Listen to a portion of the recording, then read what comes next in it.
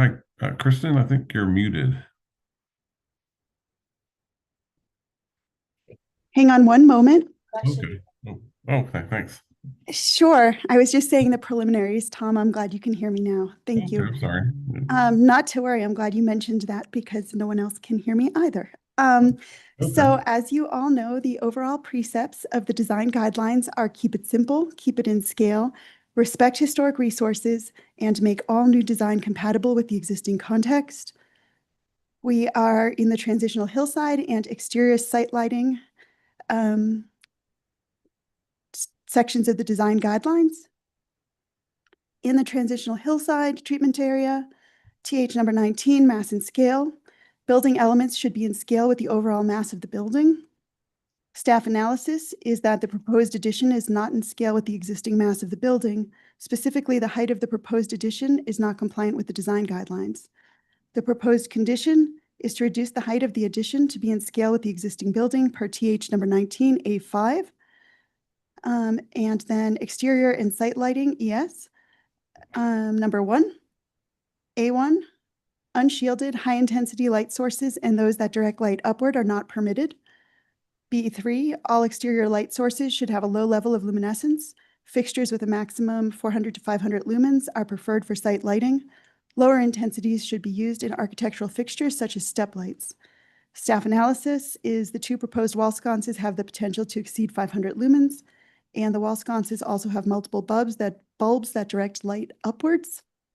The proposed condition is to revise the proposed wall sconces to be downlit only and lower lumens per ES A1 and B3. In addition, just a couple of quick notes. The proposal is compliant with this design guideline, TH number 17, pertaining to service areas, but bear-proof trash enclosures are encouraged. And also in the service areas, TH number 18, additional details on the screening of utilities should be provided to confirm compliance with the design guidelines. And before I get to the staff findings and recommendations, I will say that in the staff memo, all of the standards and guidelines for these treatment areas were thoroughly reviewed by staff, and staff found all the others to be that this project is compliant with all of the other standards and guidelines. So those are the only few that I'm mentioning here. Staff findings and recommendation. The application substantially complies with the design guidelines with just 2 proposed conditions. Staff recommend approving the application with the conditions below.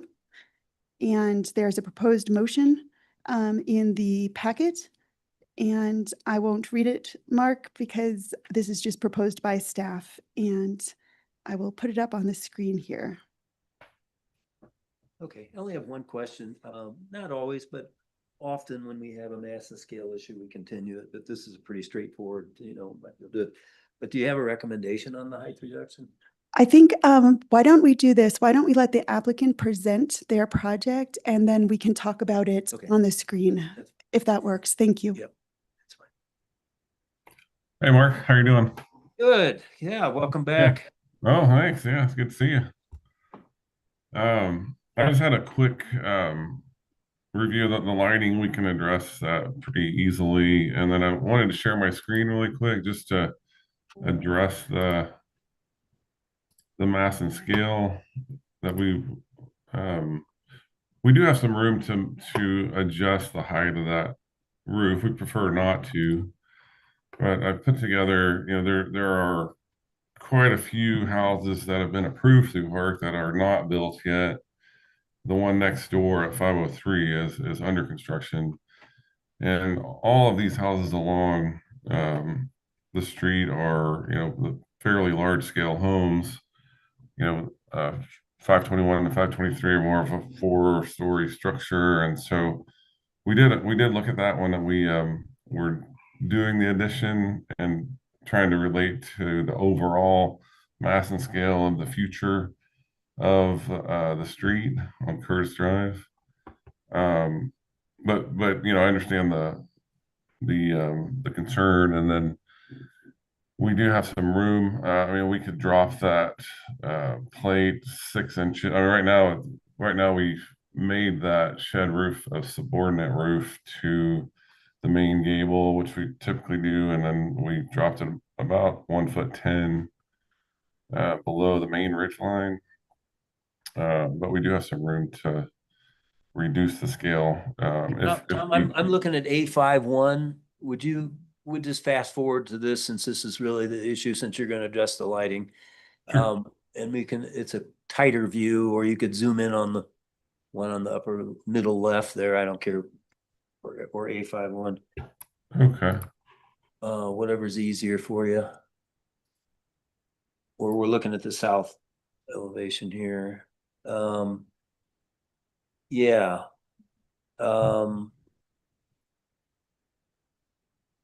That's good. Yeah. And let's just, if you could zoom in on that. I mean, I'm looking at mine, but I want, so we're 1'10" below the existing house peak, right? With the shed roof. Right, 1'10". Okay. And we don't have you don't have a context of the neighborhood elevation looking down the street, right? I mean, I know the street, but you don't have one in the packet. You don't happen to have one, do you? Yeah, actually, this is what this elevation is, the streetscape. These are all future homes that, they're not Future. built. Yeah, these are all future houses that were approved, and then there's only one house that's under construction right next door to the right. Mm. And I can zoom that. Can you zoom in on that one? Sure, yeah, no problem. Streetscape. Sorry, because I don't know why I don't see that here. Okay. So,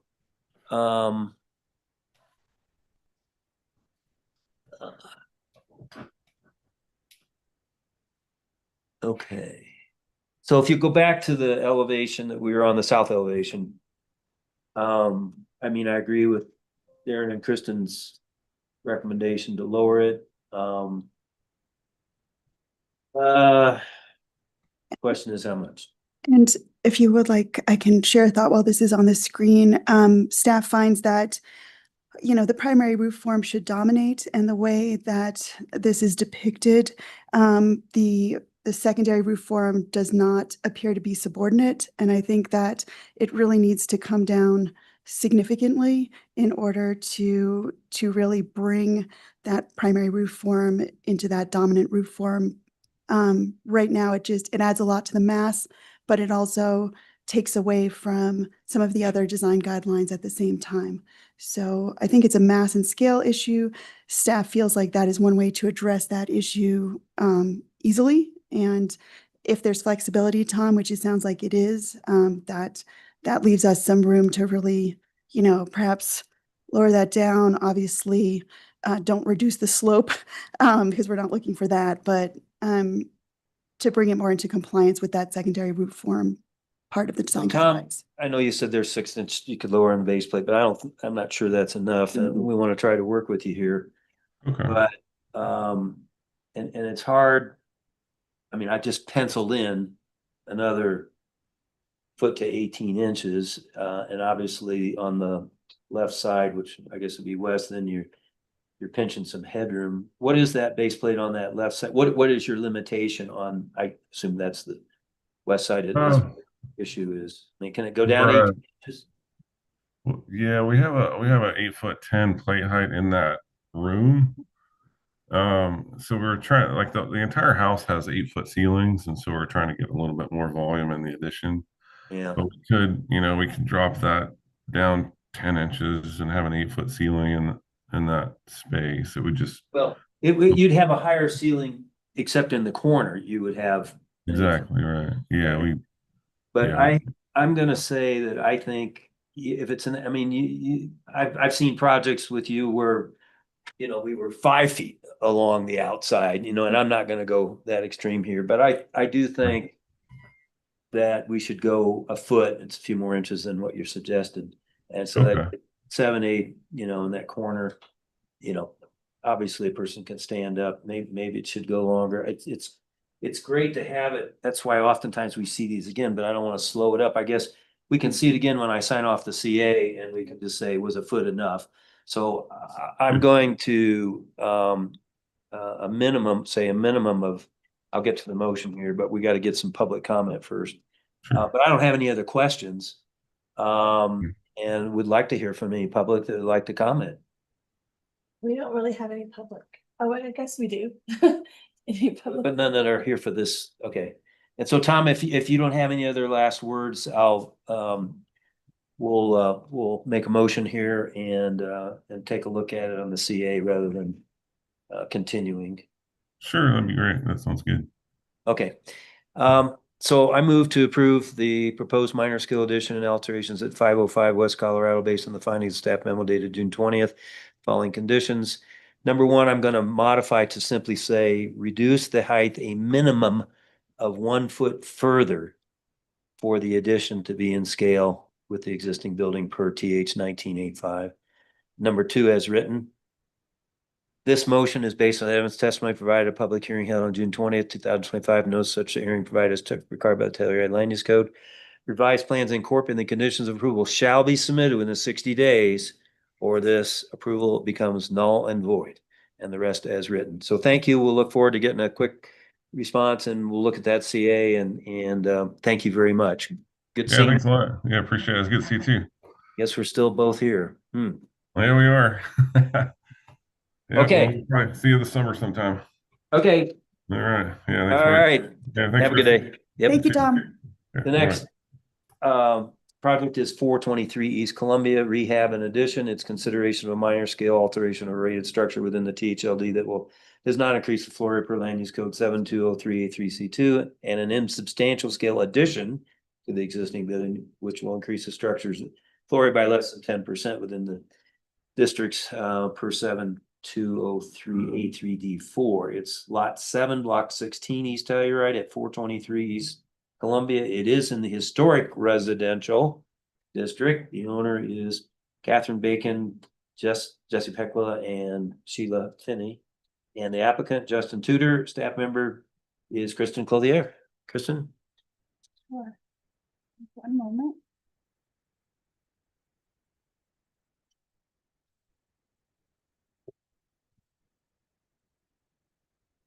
Okay.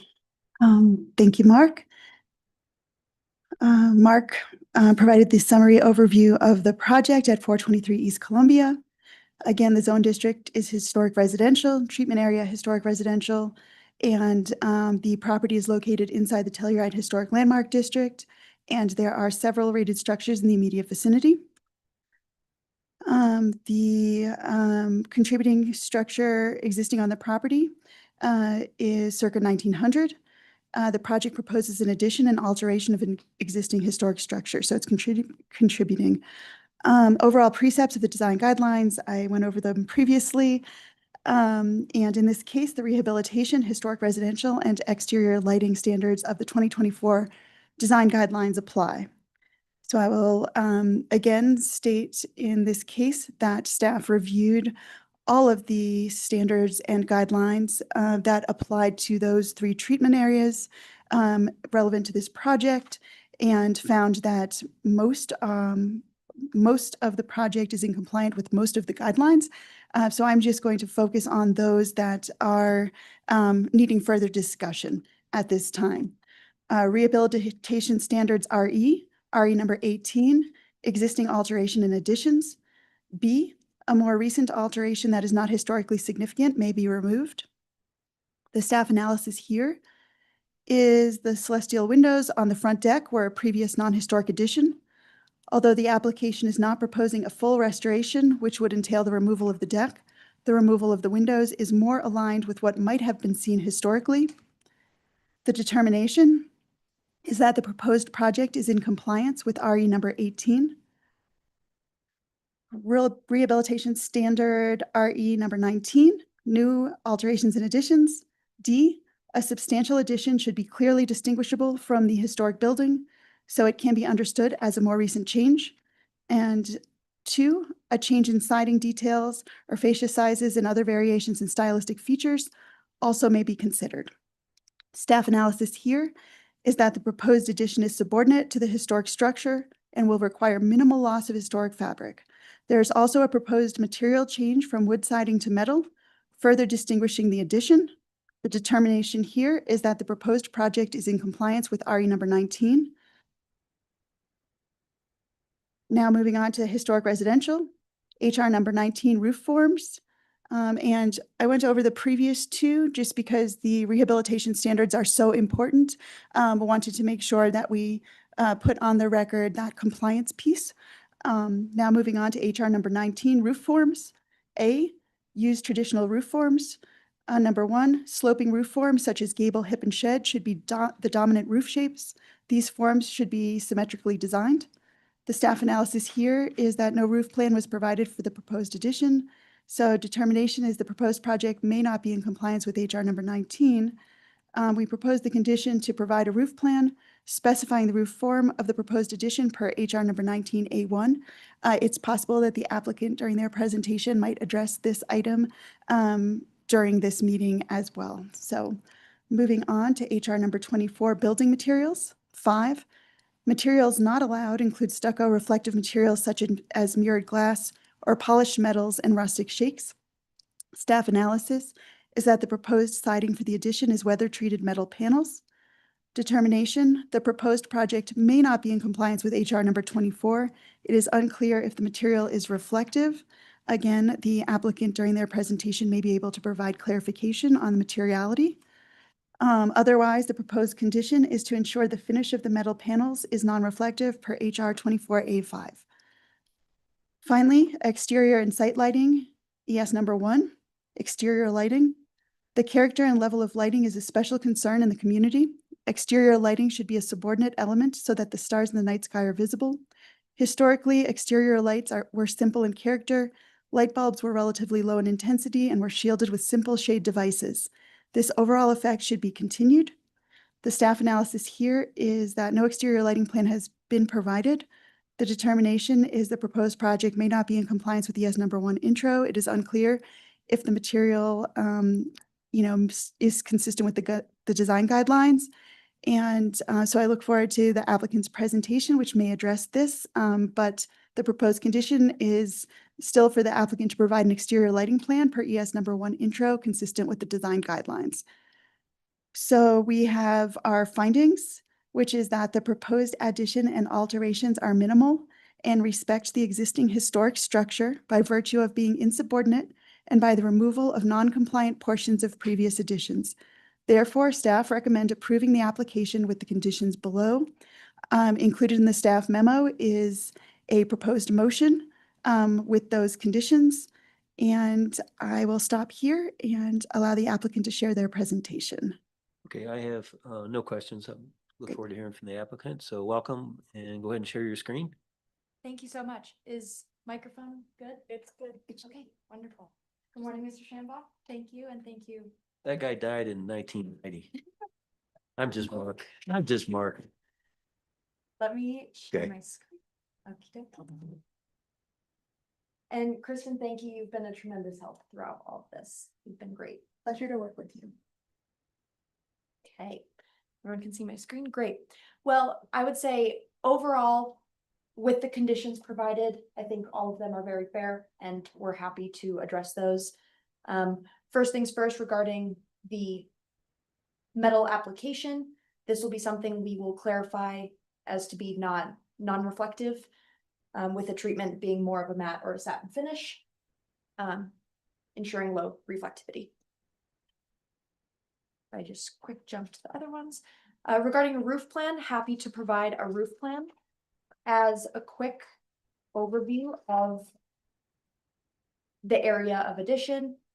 The proposed roof is going to be a continuation of the 2 shed roofs, so it's seamless and continuous. However, the roof will be dropped below the existing to maintain its subordinate nature to the current house. Can we go through that?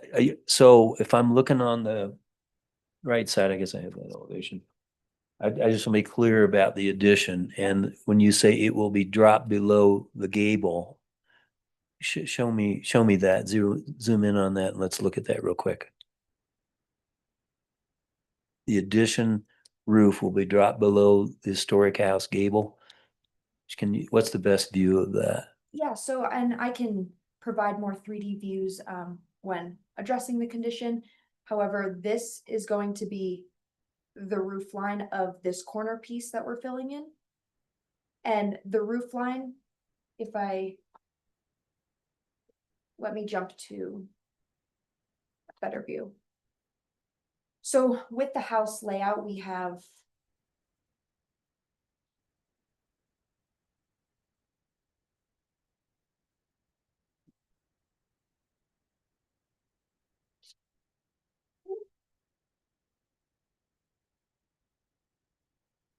a shed roof coming down on the north end of the property, and then a shed coming on the east side of the property. And so the proposed roof would just be a continuation of these two sheds where they meet in the middle. But we're proposing to have the roof, if I zoom in a little bit more, we're proposing to have those roof continuations be below the existing. So visually it's insupportable.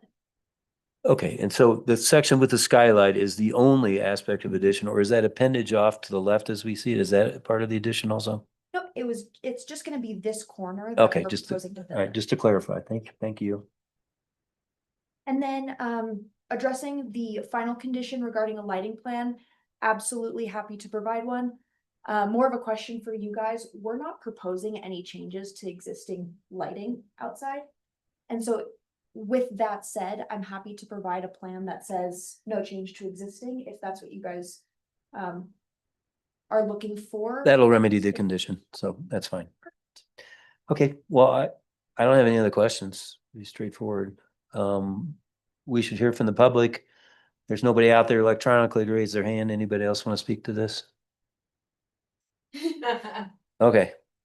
So I concur with staff. I move to approve the proposed minor scale alterations and insubstantial scale addition of 423 East Columbia based on the findings of staff memo dated June 20th with the following conditions, 1, 2, and 3 as written. This motion is based on evidence testimony provided, public hearing held on June 20th, 2025. No such hearing provided is required by the Telluride Land Use Code.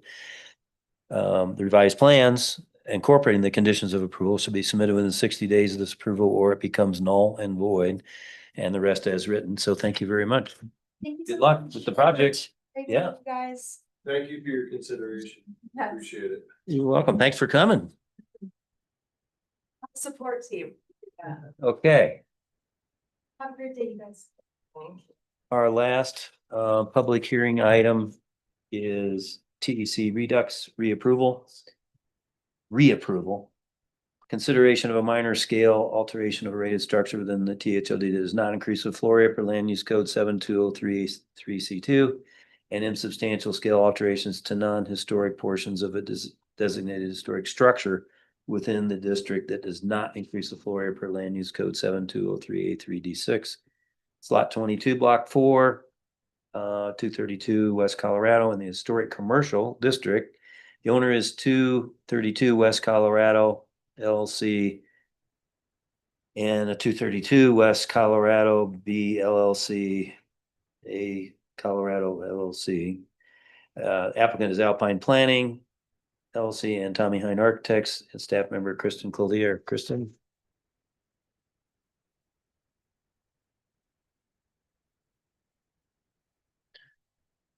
Thank you, Mark.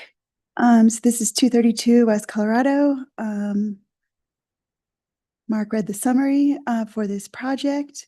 It is in the Historic Commercial Zone District in the Main Street Commercial Treatment Area. It's inside the Telluride Historic Landmark District, and there are several supporting and contributing structures neighboring the property as well as within the block. There is a supporting structure on the property circa 1891. The site summary and significance, 232 West Colorado is located on the southern side of Colorado Ave. The front of the structure is rated supporting, while the rear addition is non-historic.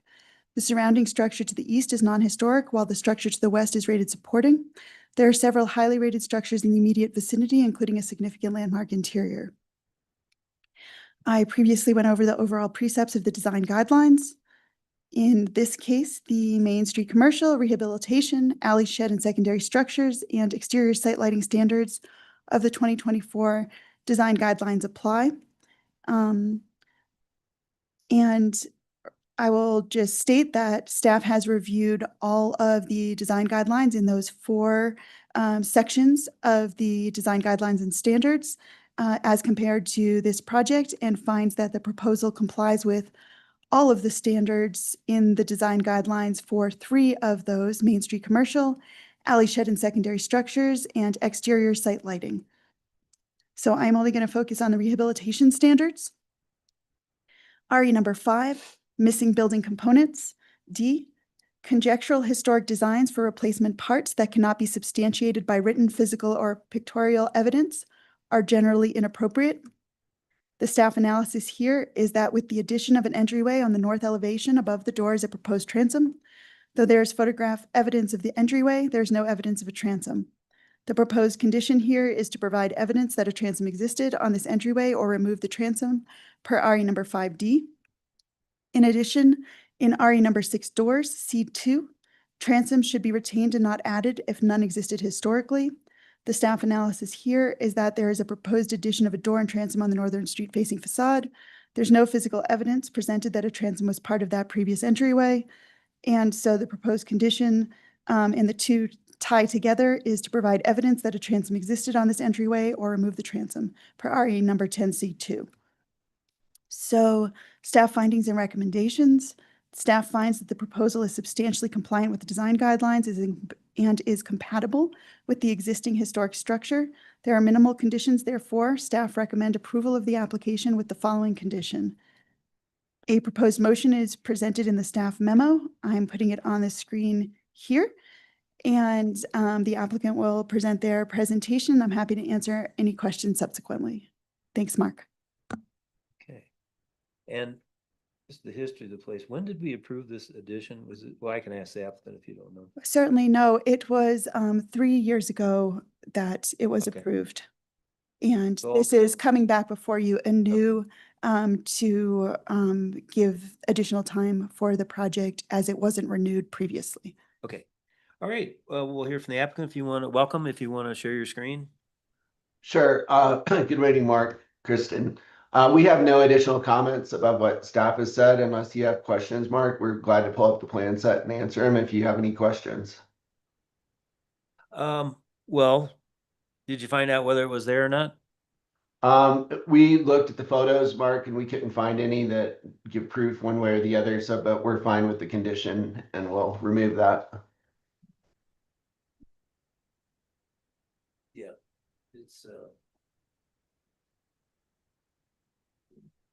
the guidelines say what they say. Yeah, it's fine. It would sure look better if it had one, but that doesn't matter. It's about the guideline. If there's no evidence, then I have to concur with staff and that's it. So, all right, well, and I assume, well, it's not on Sanborn Mass, but I mean, Dirk DePachter or the museum, somebody's got pictures. Oh, we have some good pictures. It's just there's no evidence of it. Like the one, the cover photo in the narrative is about the best one that exists out there that I could have found. We'll look a little bit more, but so far we haven't been able to find anything, Mark. Okay, well then I'll move to, public comment. Anybody want to comment on this transom? No, electronically raise your hand. So seeing none and seeing that the building was evacuated here just before your project, I don't know why, they all left. I move to approve the minor scale alteration of a 232 West Colorado based on the staff memo dated June 20th with following conditions. One, as written. This motion is based on evidence testimony provided. A public hearing held on June 20th. No such hearing provided is required by the Telluride Land Use Code, and the rest as written. Thank you and have a good weekend. We Thank will you. during the meeting at 9:30 a.m. You all are really fast this morning. I almost missed it. So Well, congratulations. I can only say I missed. Never mind. All right. Thank you. Bye.